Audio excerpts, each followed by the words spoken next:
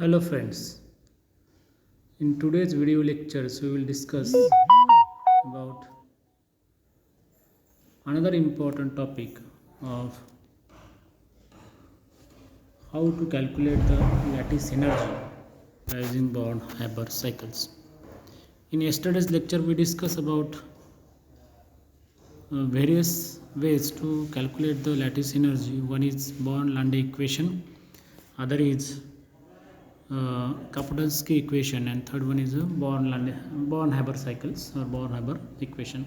We will again revise that Born-Haber equations because it is very important for examination point of view, and also to calculate it is more accurate to calculate the lattice energy by using experimental methods.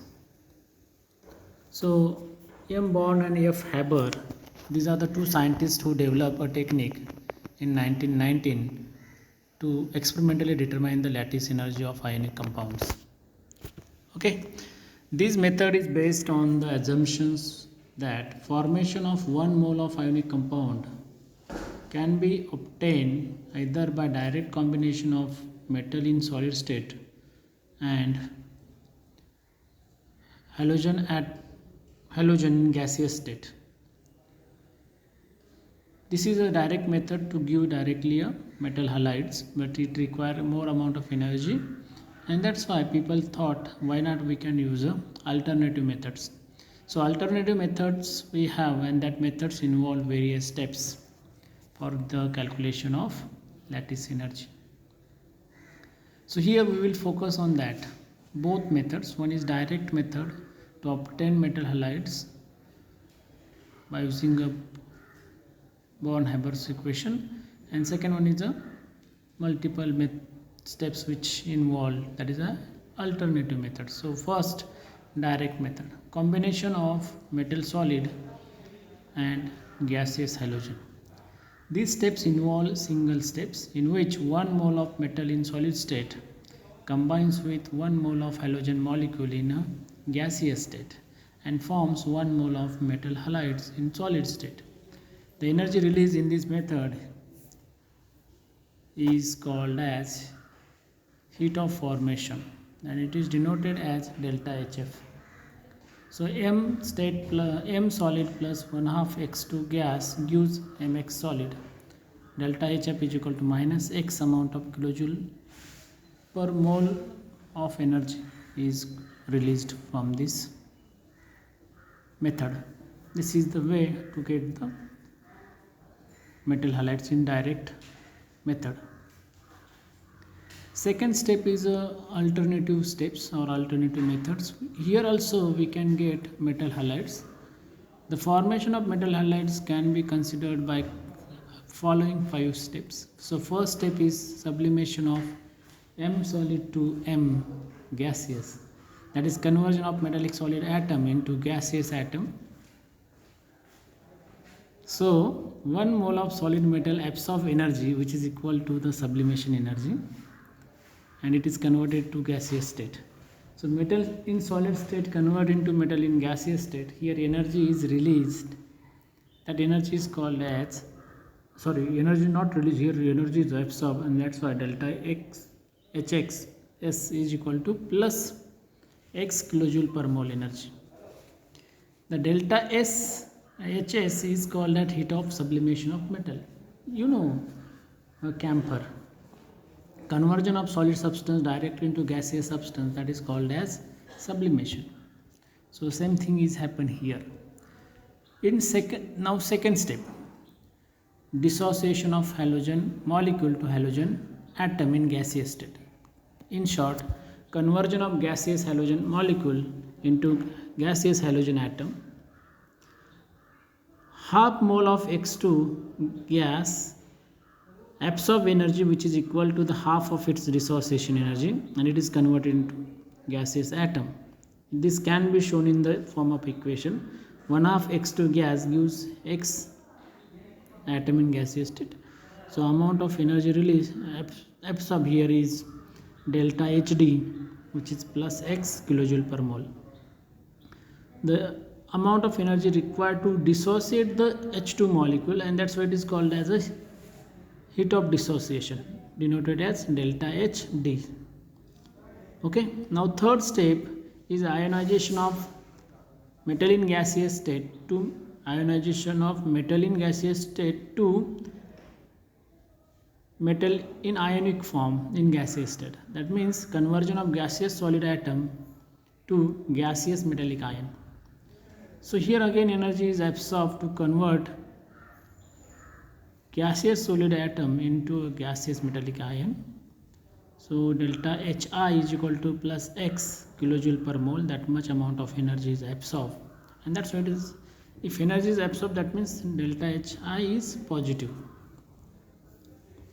In fourth step, the conversion of gaseous halogen atom to gaseous halogen ion. Conversion of gaseous halogen atom into gaseous halide ion. Negatively charged halogen is called as halide.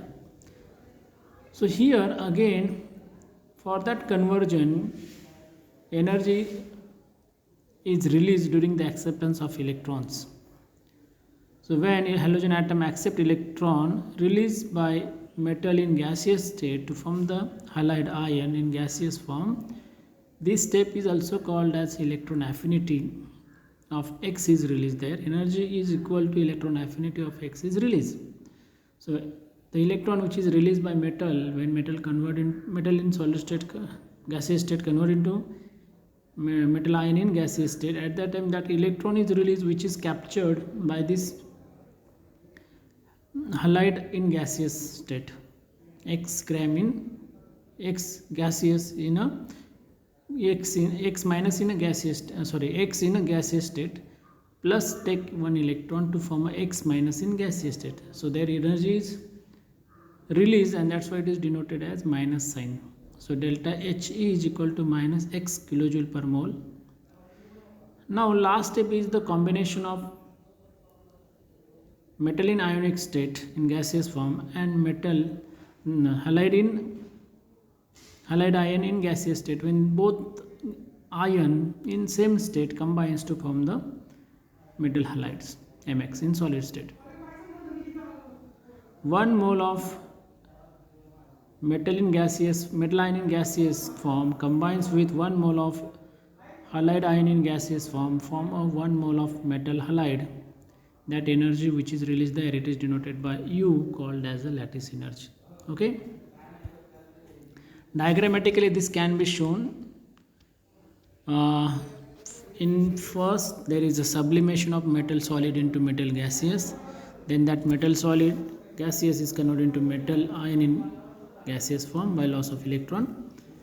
Also halogen ion undergo dissociation to form halide ions in halogen atom in gaseous state, then halogen atom in gaseous state convert into halide ion in gaseous state by taking one electron from metal.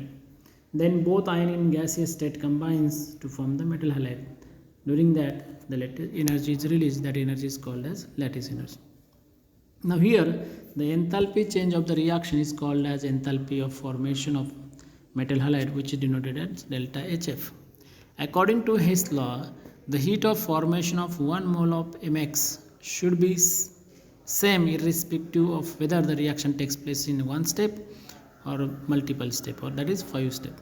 That means according to Hess law, it is stated that it is the whatever the amount of energy which is required for the formation of Mx should be same whether that reaction takes place in one step, that is in direct step, or in a multiple steps. So delta HF is equal to combination of delta HS plus delta HI plus 1/2 H delta HD plus 1/2 plus delta HE plus U. So if you want to calculate lattice energy, U is equal to then delta HF minus other terms which are involved in the equation. Normally if we have the value of delta HF, delta HI, delta HD which are positive, and then delta HE is negative. Why? Because it is a change in enthalpy. Now if you know the value of, if you want to calculate any terms from this equation, and if you have the other values, then you can easily calculate. So if you want to calculate lattice energy, then you should know that what is delta HS, what is delta HI, what is delta HD, what is delta HU, then you can easily calculate the lattice energy. Okay. What are the applications of Born-Haber cycles? It having tremendous application, and that's why this method is taken as, or it having a use important. It helps to calculating the lattice energy of any compound. It helps to determine first application is to calculating the lattice energy of any compound. Second application is to determine the quantity, any quantity of the mentioned equation, if you know the others equation, other values of the terms. Third, it helps to understanding the inability of metal to forming stable compounds in low oxidation state.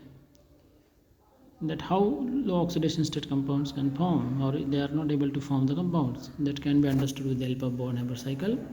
And fourth, it helps to explain the stability of various compound. Also, it helps to understanding the nature of bonding.